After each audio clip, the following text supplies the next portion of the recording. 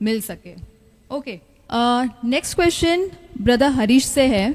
Okay. और वो जानना चाहते हैं कि कैथोलिक और पेंटेकोस्टल क्या होता है। मतलब वो जानना चाहते हैं कि आप अगर थोड़ा एक्सप्लेन कर सके ये डिनोमिनेशंस क्या होता है। Okay. और ना वो क्या प्रोसेस या प्रोसीजर्स करते हैं और हमारे और उनमें क्या डिफरेंस है। ओके, इनका नाम क्या है? हरीश। हरीश जी, आपका फिर से स्वागत है। हरीश जी, डैनियल राजे का आवाज में एपिसोड नंबर 3 में मैं चाहता हूं कि एक वचन पढ़ेंगे आप। आपके सामने बाइबल रखा हुआ है, मैं चाहता हूं कि उसको आप पढ़ें। और जितने दर्शक जुड़ चुके हैं, आपको भी मेरी तरफ से पूरी कोशिश है। या अच्छा, उसमें से पढ़ेंगे, ठीक है। पहला कुरिन्थियों उसका पहला अध्याय वचन 10 निकाल के रखिए, जब मैं बोलूं तब पढ़ लेना। मेरी पूरी कोशिश होती है कि हम परमेश्वर के वचन से ही आपको जवाब दें, लेकिन कुछ क्वेश्चंस ऐसे हैं जिसका जवाब बाइबल में नहीं है, जैसे कि अभी पहला वाला। बट इसको मैं एक वचन के वसीले से आपको समझाने की कोशिश करूंगा। जी, पहला वचन को सुनते हैं। जी, माइक नजदीक रख के बोलना होगा। हाँ, पहला कुरिन्थियों उसका पहला अध्याय वचन 10। हे भाइयों, मैं तुमसे हमारे प्रभु यीशु मसीह के नाम से विनती करता हूँ कि तुम सब एक ही बात कहो और तुम में फूट न हो, परंतु एक ही मन और एक ही मत होकर मिले रहो। लास्ट का लाइन वापस पढ़ना। एक ही मत होकर मिले रहो। मत को अगर आप इंग्लिश में चेक कर सको, केजेवी वर्जन अगर होगा तो अच्छा होगा। बाकी आवाज सब ठीक जा रही है ना फेसबुक और यूट्यूब पे।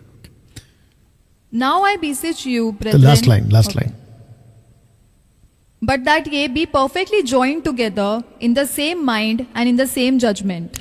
अच्छा, सेम माइंड। ओके।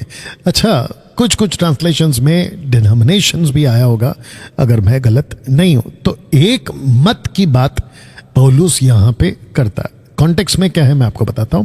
कुरिन्थियों की कलीसिया में झगड़ा चल रहा था।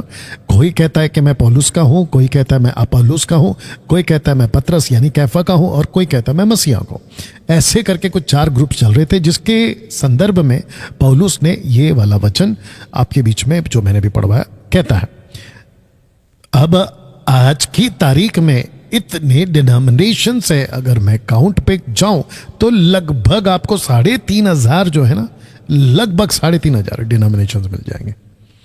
आपने क्वेश्चन किया कि पेंटिकॉस्टल और कैथलिक में क्या फर्क है। कैथलिक्स के पहले ऑर्थोडॉक्स था, ऑर्थोडॉक्स से बाहर निकला कैथलिक, तो एक हो गया कैथलिक, एक हो गया ऑर्थोडॉक्स। लेकिन ऑर्थोडॉक्स के पहले कौन थे?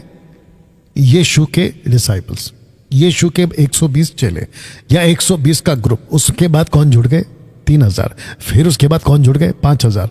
ऐसे करते करते अगर आप प्रेरितों की किताब उसका पहला अध्याय, माफ करना 17 अध्याय, अगर मैं गलत नहीं वचन 6 में लिखा है कि ये उलट पुलट करने वाले लोग जो है, जो पूरे जगत को उलट पुलट कर दिए, यहां पे भी आ गए। अगर मैं स्क्रिप्चर के मामले में गलत नहीं हूं तो सोच के देखिए आप कि उन दिनों में एक ही ग्रुप था, एक ही मत था।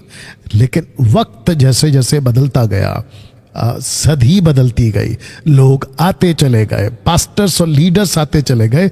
उसके बाद में जिसने जैसा स्क्रिप्चर को पढ़ा वो वैसा इंटरप्रेट उसका करता गया। अब आप सोच के देखिए कि क्रूस, पौलुस कहता है कि मैं क्रूस, पहला कुरिन्थियों पहला अध्याय वचन 23 में, फर्स्ट कुरिन्थियों चैप्टर 1 वर्स 23 में कहता है कि मैं क्रूस का प्रचार नहीं करूंगा, बल्कि क्रूस पे चढ़ाए हुआ मसीह का प्रचार करूंगा। तो उसने क्रूस का प्रचार नहीं किया, मसीह का प्रचार किया। लेकिन अगर आप देखोगे आज की तारीख में जो क्रूस है वो नंबर 1 पे आ गया। यहां तक कि लोगों की मान्यता आ गई है कि अगर आपके गले में क्रॉस लटका है तो you are a blessed one. आप सोच के देखिए, गाड़ी खरीदते हैं उसके ऊपर क्रॉस आ जाएगा, गाड़ी के पीछे के कांच के ऊपर क्रॉस आ जाएगा, आपके घर के दरवाजे पे क्रॉस आ जाएगा, आपके घर के कई दीवारों पे आपको क्रॉस मिल जाएगा, और 99.9% चर्चों की इमारतों पे आपको क्रॉस मिल जाएगा, और यहां तक कि जो चर्च का गेट होता है ना, उसके ऊपर भी आपको क्रॉस मिल जाएगा। अब आप सोच के देखिए कि मेंटालिटी, मानसिकता लोगों की कहां जा रही है।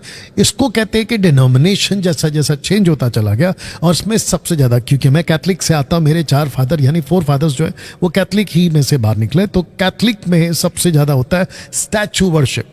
वो चाहे जीसस की हो, वो चाहे मरियम की हो, संतों की हो, रोजरी हो, फोटोज हो, स्टैचूज बनाना हो, ये सारी चीजें चलती है। माथा टेकना, ये सब कुछ चलता है।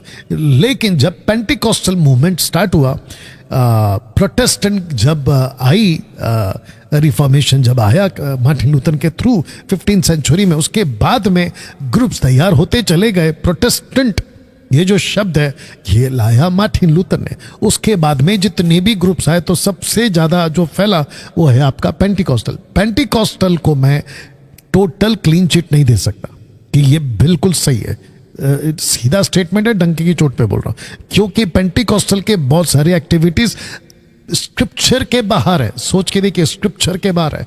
ऐसी चीज को हम स्वीकार नहीं कर सकते। जैसे कि पेंटिकॉस्टल में बहुत कुछ होता है, आत्मा को फिर से बुलाना।